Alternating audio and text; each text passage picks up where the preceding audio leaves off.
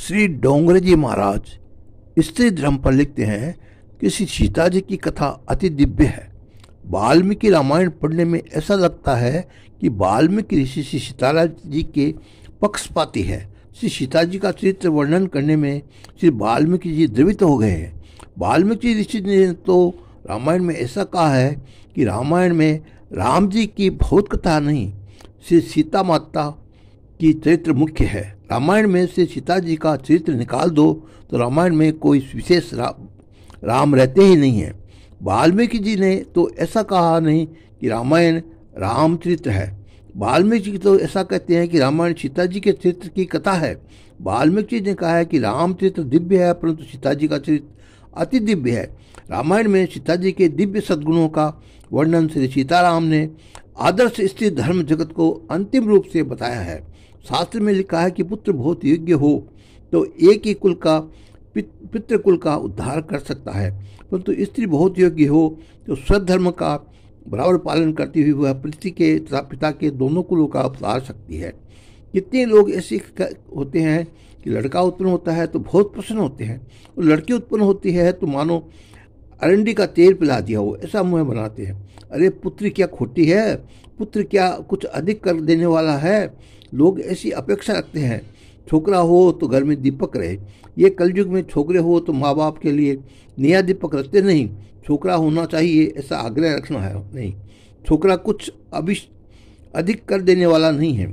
शास्त्र में लिखा है कि स्त्री बहुत लायक हो तो पति को सुधार सकती है, परंतु स्त्री लायक न हो तो पति उसको सुधार सकता नहीं। साधारण रीति से पुरुष कामन होने से स्त्री के अधीन ही रहता है, इसलिए पत्नी लायक हो तो पति को मुक्ति से सुधार सकती है, पाप करने से विमुख कर सकती है और उसे सत्मार्ग पर चला सकती है। लायक स्त्री पति को भगवत भाव में लगाती है, सत्संग की तरफ से आती है, पति के हाथ से सत्कर्म कराती है और उसे उसके धर्म और मोक्ष का मार्ग बतलाती है। स्त्री धर्म अति से श्रेष्ठ है। स्त्री स्वधर्म का पालन करके तो उसे घर में ही मुक्ति मिलती है। स्त्री को घर छोड़कर बाहर भटकने की आवश्यकता नहीं।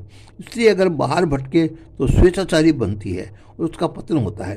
जो स्त्री घर में रहकर गृहिणी धर्म संभालती है उसको पवित्र रहने की अनुकूलता रहती है। पुरुष की अपेक्षा स्त्री को सिद्धि सुलभ है। शास्त्र में लिखा है कि स्त्री को प्रभु की प्राप्ति जल्दी होती है। स्त्री का हृदय स्नेहयुक्त और आदर्श होता है, वह प्रभु प्रेम में जल्दी पिघलती है, उसमें समर्पण की भावना होती है। स्त्री घर के प्रत्येक जीव में ईश्वर की भावना रखकर तन मन से सेवा करती है और घर का काम करते करते परमात्मा का स्मरण करे तो बड़े बड़े सन्यासियों और योगियों को वन में रहकर भी जो सिद्धि प्राप्त होती है वो अनायास ही उसे घर में रहकर मिल जाता है। निर्वाह के निमित्त व्यवहार करते हुए पुरुष से जाने अनजाने में पाप हो जाए, ये पाप उसको अकेले ही भोगने पड़ते हैं।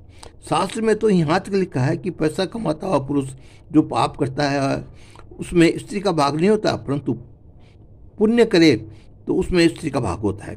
जो स्त्री पतिव्रता है, जो स्त्री पति में ईश्वर की भावना रखकर उसकी सेवा करती है, उसी स्त्री को ही पति के पुण्य में भाग मिलता है।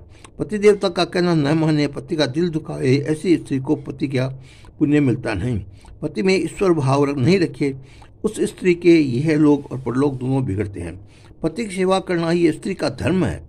अति क्रोधी हो, रोगी हो, असक्त हो तो भी उसमें ईश्वर की भावना रखकर उसकी सेवा करने से स्त्री को मुक्ति मिलती है। रामायण में सीता जी ने कहा है स्त्री के लिए पति की सेवा ही तप है। पतिव्रता स्त्री तो परमात्मा भी महा बन सकती है।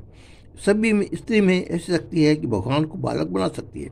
पति की सेवा चित्त बुद्ध शुद्धि और चित्त बुद्धि से परमात्मा प्राप्त होती है।